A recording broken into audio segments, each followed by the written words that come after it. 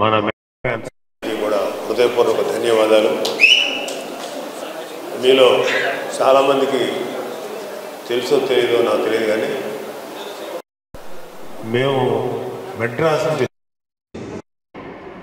నేను దగ్గరుండి ఒక కరస్పాండెంట్ ఉండేవాడు. వాడు చాలామంది అభిమానులు లెటర్, అప్పుడు ఫోన్స్ లేవు, లెటర్స్ రాస్తే ఆ లెటర్స్కి సమాధానం ఇస్తూ ఆ సినిమాకు సంబంధించిన సమాచారం చిరంజీవి గారి ఫోటోగ్రాఫ్ ఇవి దగ్గరుండి చూసుకునేవాడు. సో అలాగా ట్రావెల్ చేస్తుండగా ఆఖరికి మేము 1993 or 94లో హైదరాబాద్ వచ్చాం ముగ్గురు మునగాళ్ళు సినిమా తీయడానికి. ఆ టైంలో అభిమానులందరూ ఉన్నారు, కానీ ఎవరు కూడా ఒక యూనిటీగా కానీ ఒక బలమైన శక్తిగా కానీ కలిసి ఉండలేదు, విడివిడిగా ఉన్నాం. కానీ ఆ శక్తి తాలూకు బలం నాకు తెలుసు, అభిమానుల యొక్క యూనిటీ తాలూకు బలం నాకు తెలుసు. సో ఆ టైంలో స్వామినాయుడు నా దగ్గరికి ఒక జర్నలిస్ట్గా వచ్చాడు. మాట్లాడిన తర్వాత నాకు స్వామినాయుడు పని విధానం నచ్చింది, చేసే మాట్లాడే విధానం. సో స్వామినాయుడిని పెట్టి ఆ తర్వాత మాతో పాటు గంగాధర్ కలిశాడు, చందు కలిశాడు, తర్వాత చాలామంది రమణారెడ్డి గారు లాంటి వ్యక్తులు ఇక్కడున్న చాలామంది కలిసేవాళ్ళు. మేము అప్పట్లో అభిమానులందరినీ జిల్లా వైజ్ ఏరియా వైజ్ పిలిచి వాళ్ళతోటి కమ్యూనికేట్ చేసి అభిమానులు ఎలా పనిచేయాలని ఒక చిన్న దిశానిర్దేశం చేసి సామాజిక కార్యక్రమాల్లో పాల్గొనే విధంగా అందరినీ మోటివేట్ చేసి ఒక సరదాగా అందరం కలిసి ఒక లంచ్ తీసుకొని అలా డిస్పర్స్ అయ్యాం. ఆ విధంగా మాకు 1998 ఆ టైం కల్లా 96 కల్లా బలమైనటువంటి మెగాభిమానుల ఒక శక్తి, ఒక సైన్యం సమకూరింది. సో అందుకని నాకు వ్యక్తిగతంగా నేను ఇటు చిరంజీవి గారికి, పవన్ కళ్యాణ్ గారికి, మిగిలిన మా హీరోలందరికీ ప్లస్ వర్సెస్ మన అభిమానులందరికీ ఒక చిన్న బ్రిడ్జ్ లాగా ఉండేవాడిని. సో మీ అందరితో నాకు వ్యక్తిగతంగా చాలా పరిచయం. నేను అభిమానులు ఎందుకు ఇష్టపడతాను అనేదానికి ఒకటే మాట. నేను క్లోజ్గా అబ్జర్వ్ చేస్తున్నప్పుడు మేము బయటకు వచ్చిన, అంటే మేమంటే చిరంజీవి గారు, పవన్ కళ్యాణ్ బయటకు వచ్చిన పాపం వాళ్ళు ప్రతి ఫస్ట్ డే సినిమా రిలీజ్ అయినా ఏయో బ్యానర్లు కట్టి, కొంతమంది ఏమో అన్నదానాలు చేసి, కొంతమంది రక్తదానాలు చేసి, ఇలా ఎంతో చేసేవాడు. సో ఇలా చేసే అభిమానులు ఎన్నోసార్లు మా కళ్ళ ముందు తోపులాటకు గురయ్యో, సో మా మనసు చాలా బాధపడేది. పాపం వాళ్ళు ఎంతో కష్టపడి వచ్చారు, వాళ్ళకి కొంతమందికి ఇలా జరుగుతుంటే మేము ఇది మన పవన్ కళ్యాణ్ గారు చూసి అప్పట్లో అసలు 100 days ఫంక్షన్స్ చేయటమే మానేసి, పవన్ కళ్యాణ్ గారి సినిమా ఎన్ని సినిమాలు సూపర్ హిట్స్ ఉన్నా ఈ ఫ్యాన్స్ వీళ్ళు పడే బాధ వాళ్ళేమో అలాగ ఆపలేము అభిమానాన్ని. సో ఓకే, మనం ఫంక్షనే చేయకపోతే పోద్దు కదా, వాళ్ళకి ఎటువంటి ఇబ్బంది ఉండదని ఆలోచించి 100 days ఫంక్షన్స్ ఏమీ చేసేవాడు కదా పవన్ కళ్యాణ్ గారు. అది ఆయనకి మీ మీద ఉన్నటువంటి ఇష్టం, ప్రేమ. సో ఈ ఓవరాల్ ప్రాసెస్లో చిరంజీవి గారు ప్రజారాజ్యం పార్టీ పెట్టడం, దాంట్లో మన మెగాభిమానులందరూ ప్రజారాజ్యం కార్యకర్తలకు చాలా చురుగ్గా పాల్గొన్నారు. సరే, మనకున్న కాలమాన పరిస్థితుల దృష్ట్యా ప్రజారాజ్యం పార్టీని కొన్ని తప్పని పరిస్థితులు కాంగ్రెస్లో విలీనం చేసినప్పుడు మొట్టమొదటిగా బాధపడింది పవన్ కళ్యాణ్ గారు. ఆయన అయితే ఆ విలీనం చేసే టైంలో ఆయన దానికి దూరంగా ఉండి, లేదు మనల్ని నమ్మి మనతో ట్రావెల్ చేస్తున్న ప్రతి ఒక్కరికి, ప్రతి కార్యకర్తకి న్యాయం చేయాలి, వాళ్ళ వైపు నిలబడాలని చెప్పి, ప్లస్ రాష్ట్రం తాలూకు సమస్యలు అప్పటికే మన దేశంలో, మన రాష్ట్రంలో ఈ పొలిటికల్ పార్టీ పీడిస్తున్నటువంటి రాష్ట్రంగా చూసి మన ప్రజలకు ఏంటి న్యాయం చేయగలుగుతాం, ఎలా చేయగలుగుతాం, వాళ్ళ లివింగ్ కండిషన్స్, జీవన ప్రమాణాలు ఎలా మెరుగుగా చేయాలని చెప్పి చాలా కాలం పాటు ఆలోచించి 2014లో జనసేన పార్టీ పెట్టారు. ఆ రోజు నుంచి ఈ రోజు దాకా ఆర్నిసలు శ్రమిస్తూనే ఉన్నారు మన పవన్ కళ్యాణ్ గారు. అయితే పవన్ కళ్యాణ్ గారు దానికి ముందు యువరాజ్యం చేశారు, దానికి ముందు కామన్ మ్యాన్ ప్రొటెక్షన్ ఫోర్స్ చేశారు. ఇలాగ ఇంచుమించు ఒక 18-20 ఏళ్ల నుంచి రాజకీయాలకి ఎక్స్పోజ్ అయ్యారు. సో ఇప్పుడు పవన్ కళ్యాణ్ గారు ముందుకు ఇంకా 2019లో అత్యంత నిరాశాజనకమైన ఫలితాలు వచ్చి కూడా పట్టు వదలకుండా ఈ రోజు కూడా యుద్ధం చేస్తున్న వ్యక్తి పవన్ కళ్యాణ్. లైఫ్లో సక్సెస్ వచ్చినప్పుడు చాలా థ్రిల్లింగ్గా ఉంటుంది, చాలా ఎక్సైట్మెంట్ ఉంటుంది. మీరందరూ కూడా చిన్న విజయమో పెద్ద విజయం లైఫ్లో సాధించుంటారు, ఆ ఎక్సైట్మెంట్ ఉంటుంది. అదే ఫెయిల్యూర్ వస్తే చాలా డిసప్పాయింట్మెంట్ ఉంటుంది, మనందరం అనుభవించింది.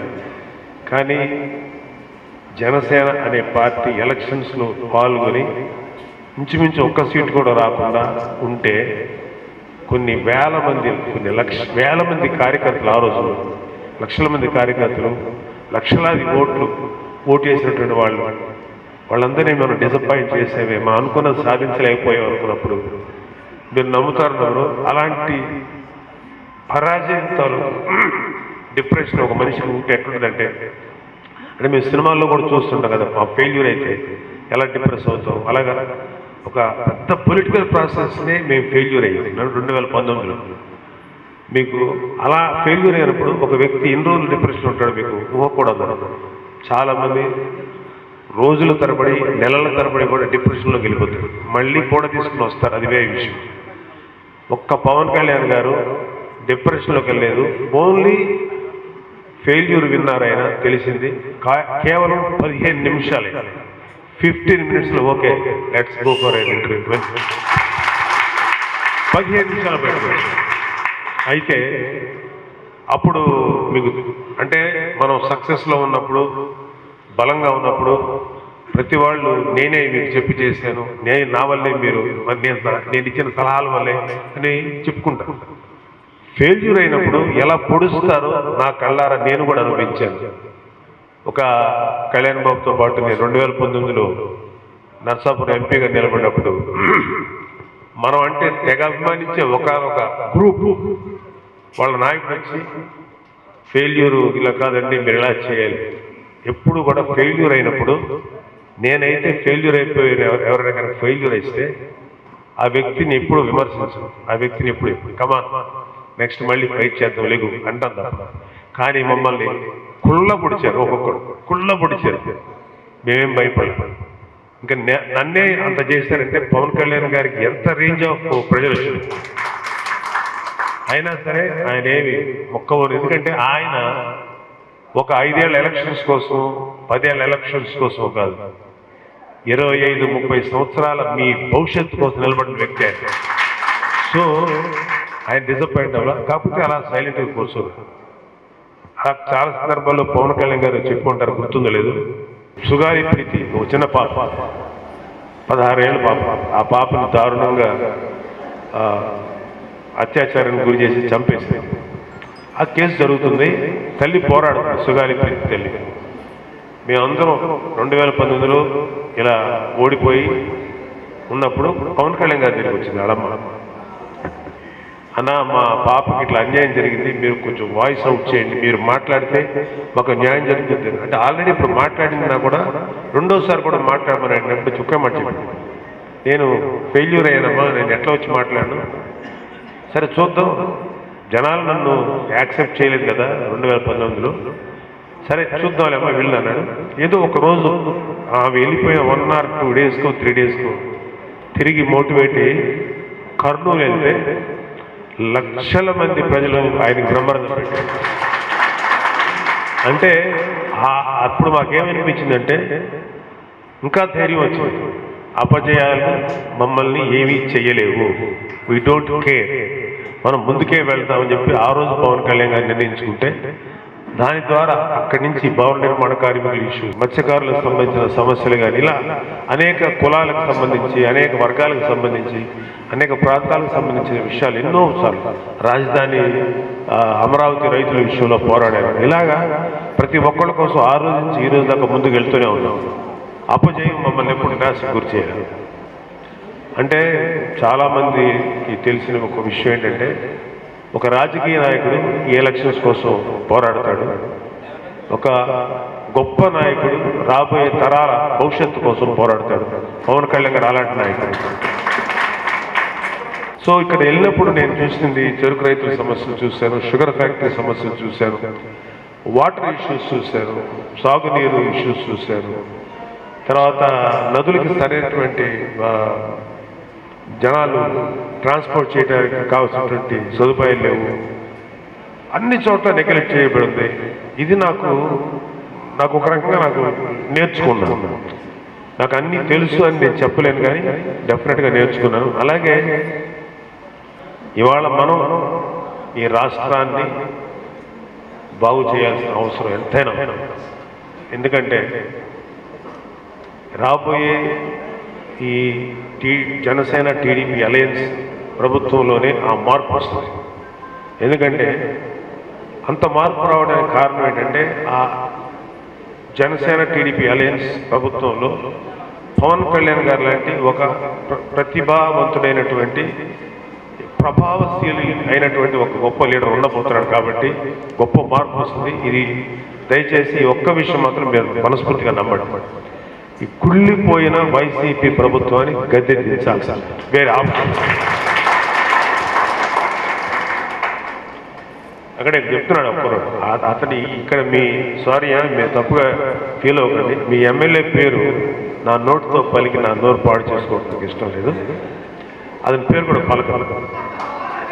అంత వర్స్ట్ ఫెలో అంటే అనేక మంది వర్స్ట్ ఫెలోస్ ఉన్నారు వైసీపీలో. అంతలో విస్తన్నపేట భూముల్ని కుంభకోణం చేశాడని ఇక్కడ చెప్తున్నాడు. 300 కోట్ల రూపాయల భూమి కుంభకోణం.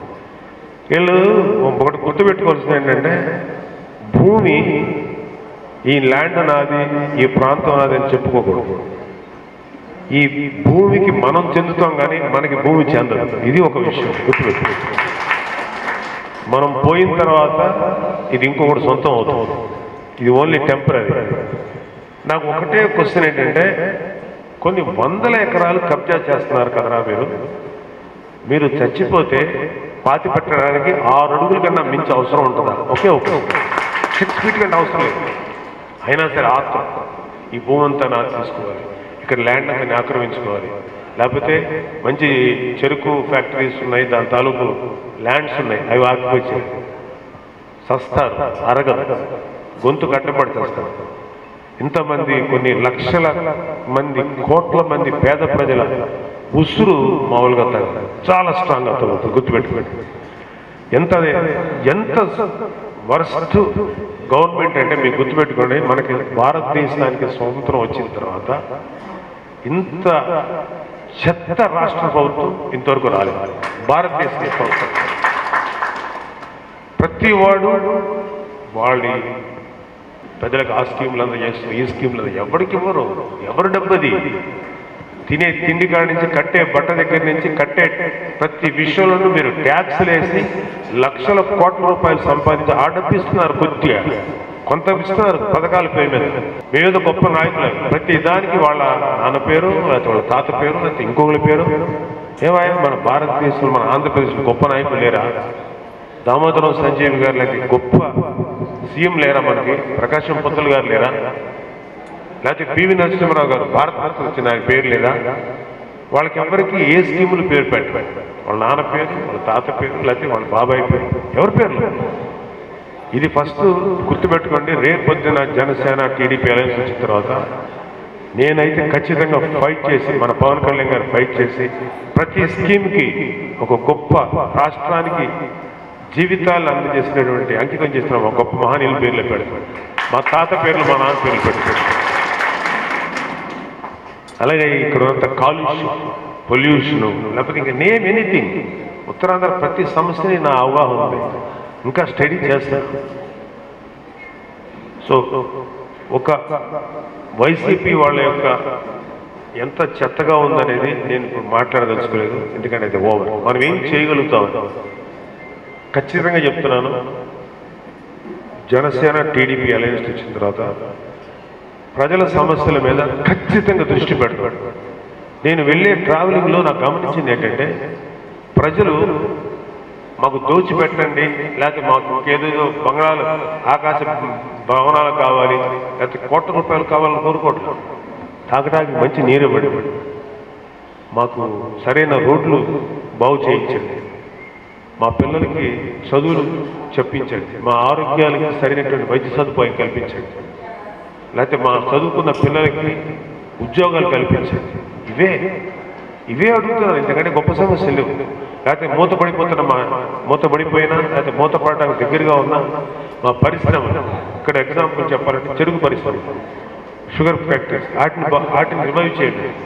అంటే ఎవరికి కూడా మనం విస్తన్నపేట భూములు కాజేద్దామా, లేకపోతే మన ఇళ్ళ కొందాం, మనం ఆ ల్యాండ్ కబ్జా చేద్దామని ఊహలు తప్ప, లేకపోతే ఎలాంటి కరప్షన్ చేద్దామని ఆలోచన తప్ప ఒక్కడికన్నా ప్రజల మీద శ్రద్ధ లేదనేది ఈ వైసీపీ ప్రభుత్వంలో తెలుస్తుంది. సో వీళ్ళకి ఖచ్చితంగా బుద్ధి చెప్పడానికి సమయం దగ్గర పడింది. మీరందరూ కూడా ఒక మంచి కార్యకర్తలాగా, ఒక మంచి వ్యక్తుల్లాగా ప్రజలకు చేద్దామనేటువంటి చిన్న తపంతో ఉండండి. ఎందుకంటే నా దగ్గర ఏమీ లేనప్పుడు, ఒక చిన్న బిడ్డకి నిలబడగలిగినప్పుడు మీరందరూ కూడా ఒకరికి ఇంకొకరు 1% to another person ఒకరికి ఒకరికి తోడుగా ఉండి మన రాష్ట్రం ఏమిటి మనమే బాగు చేసుకుందాం. దీనికి మన రాష్ట్రాన్ని మనమే బాగు చేసుకుందాం. మన ప్రభుత్వం వచ్చిన తర్వాత మన ప్రజల బాగోగులు మనమే చూసుకుందాం. మన ప్రజలు, మన బిడ్డలు, వాళ్ళ భవిష్యత్తుని మనమే బాగు చేసుకుందాం. ఇది ఒకటి గుర్తుపెట్టుకోండి. లాంగ్ బ్యాక్ జగన్ రెడ్డి గారు ఒక అద్భుతమైన మాట అన్నారు ఇట్లాంటి మీటింగ్లో, రాబోయేది మన ప్రభుత్వమే, మన బిర్యానీ, మన పళ్ళెంలో బిర్యానీ మనమే తిందాం. చాలా గొప్పగా మాట్లాడారు. ఆంధ్రప్రదేశ్ రాష్ట్రాన్ని బిర్యానీ పళ్ళెంలో మార్చుకొని తినేశారు. ఆఖరి ముందు తింటున్నారు. ఇంకా అయిపోయింది, వాళ్ళు బిర్యానీ పళ్ళెం అయిపోయింది. జనసేన టీడీపీ అలాంటి ప్రభుత్వం వచ్చిన తర్వాత ఎక్కడెక్కడ భూములు కబ్జా చేశారో, ఎక్కడెక్కడ ప్రజల్ని నాశనం చేశారో, ఎక్కడెక్కడ ప్రజల జీవితాలతో ఆడుకున్నారో ప్రతి ఒక్కరిని చెవులు పిండి న్యాయబద్ధంగా, చట్టబద్ధంగా పోరాడి ప్రజలకు న్యాయం చేస్తాం. ప్రతి ఒక్కరికి ఉపయోగపడతాం మేము జనసేన. సో ఒక మంచి జన సైనికుడిగా, వీర మహిళగా మీ యొక్క సర్వీసెస్ని, మీ చుట్టుపక్కల ఉన్న ప్రజలను చూసి ఈ సర్వీస్ చేయండి. పవన్ కళ్యాణ్ గారికి అండగా నిలబడండి. ఒక అద్భుతమైనటువంటి ప్రభుత్వాన్ని, ఒక అద్భుతమైన గవర్నెన్స్ని ప్రజలకు ఇద్దాం. Thank you very much. జై జనసేన, జై జై.